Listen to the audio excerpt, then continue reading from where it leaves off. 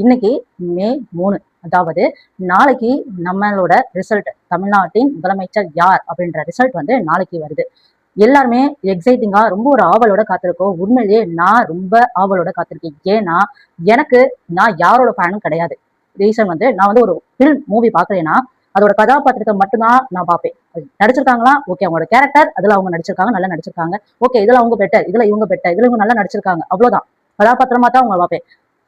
எனக்கு சொல்ல போனா அந்த மூவிக்கு பின்னாடி யார் யார் இருக்காங்க, இயக்குனர், டைரக்டர், அவங்கள பத்தி எனக்கு எதுவுமே தெரியாது. மூவியோட கதாபாத்திரம் அவங்களுக்கு இந்த கதையில இந்த கேரக்டர் கொடுத்துருக்காங்க, இதுக்கு அவங்க நடிச்சிருக்காங்க, நடனம் ஆடுறாங்க, அவ்வளவுதான். இப்படி இருக்கிற நான் உண்மையிலேயே எனக்கு அரசியல் பத்தி ஒண்ணுமே தெரியாதுங்க. துளி கூட தெரியாது. அரசியல்னா எனக்கு பிடிக்கவே பிடிக்காது. அரசியல்னா சீன்னு சொல்லிட்டு போற ஒரே ஆள் நானா தான் இருப்பேன். அந்த அளவுக்கு வெறுத்து போய் ஒதுங்கி போறவ தான் நானு.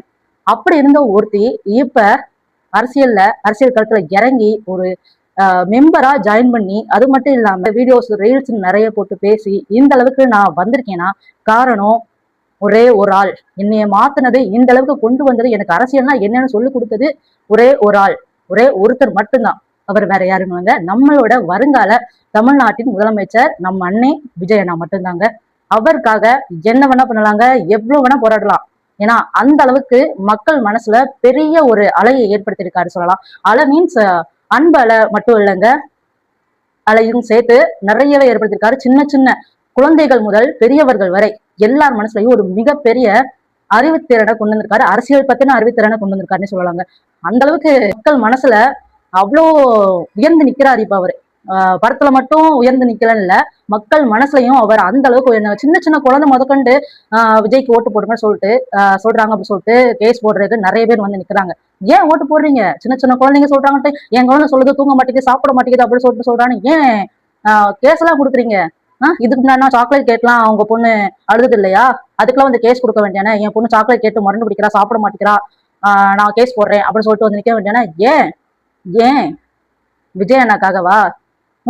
விஜய் வந்துடக்கூடாதுன்றதுக்காக நீங்க பண்ற சின்ன சின்ன வேலைகள் கூட விஜய் அண்ணாவை இங்க இருக்கிறவரை இப்படி இப்படி இப்படின்னு தூக்கி கொண்டு போகுது மக்கள் மனசுல.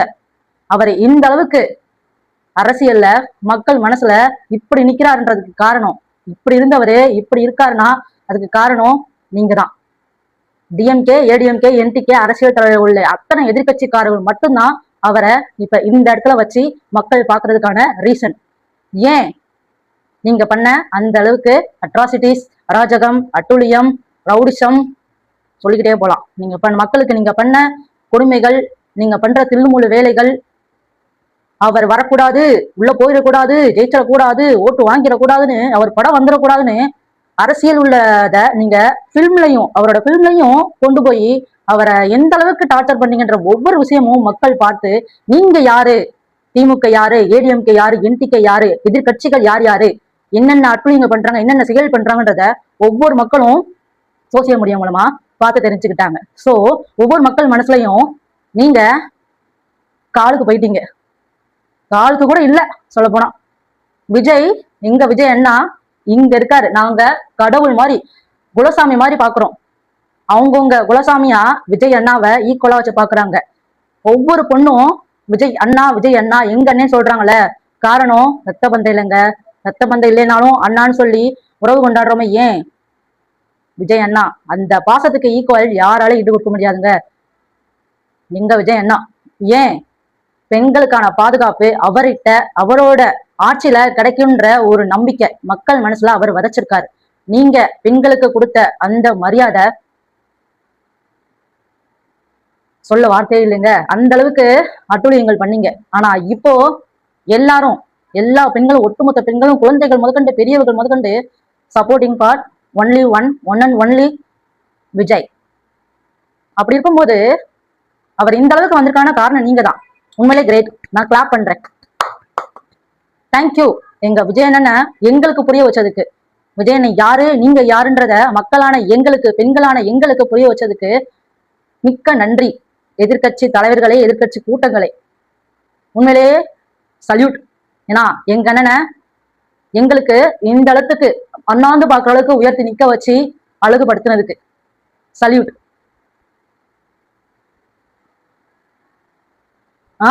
மறக்காம மே 4 வெயிட் பண்ணுங்க.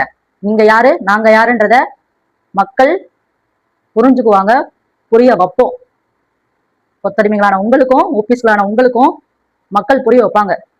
இந்த ஒத்த வரல் சொல்லும் மே 4 யாரு முதலமைச்சர், இந்த தமிழ்நாட்டை ஆள போறவ யாருன்னு மே 4 இந்த ஒத்த வரல் உலகத்துல போட்ட ஒத்த வரல் சொல்லும். உலகம் ஃபுல்லா, நான் தமிழ்நாடு ஃபுல்லா போட்ட இந்த ஒத்த வரல் சொல்லும். சொல்ல போகுது. ஒரு பெரிய மக்களோட அலைய கட்டுப்படுத்த யாராலையும் முடியாதுங்க.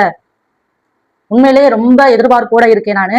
மக்கள் எல்லாருமே அந்த எதிர்பார்ப்போட இருக்காங்க. மக்கள் மட்டும் இல்ல, குழந்தைகள் முதற்கொண்டு அந்த எதிர்பார்ப்போட இருக்காங்க. எல்லாரும் ஆண்டவனம் வேண்டிக்கோங்க. நம்ம அன்னை விஜயண்ணா ஜெயிக்கணும், தமிழ்நாட்டில் முதலமைச்சர் ஆகணும். இந்த தில்லுமுள்ளு, இந்த தடைகள், இவ்வளவு தடைகள் வந்தாலும் அடுத்தடுத்த லெவலுக்கு அண்ணனை கொண்டு போனது மக்களான நம்ம மட்டும்தான்.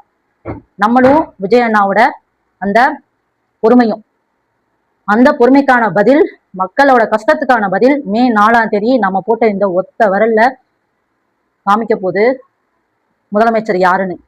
சோ மக்களே, மக்களோட சேர்ந்து நானும் ரொம்ப அவளோட காத்துட்டு இருக்கேன்.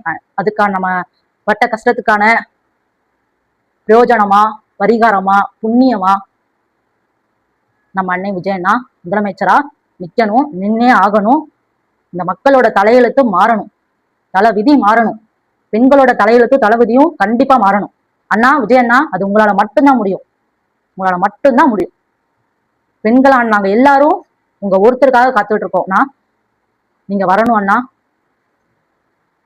தேங்க்யூ.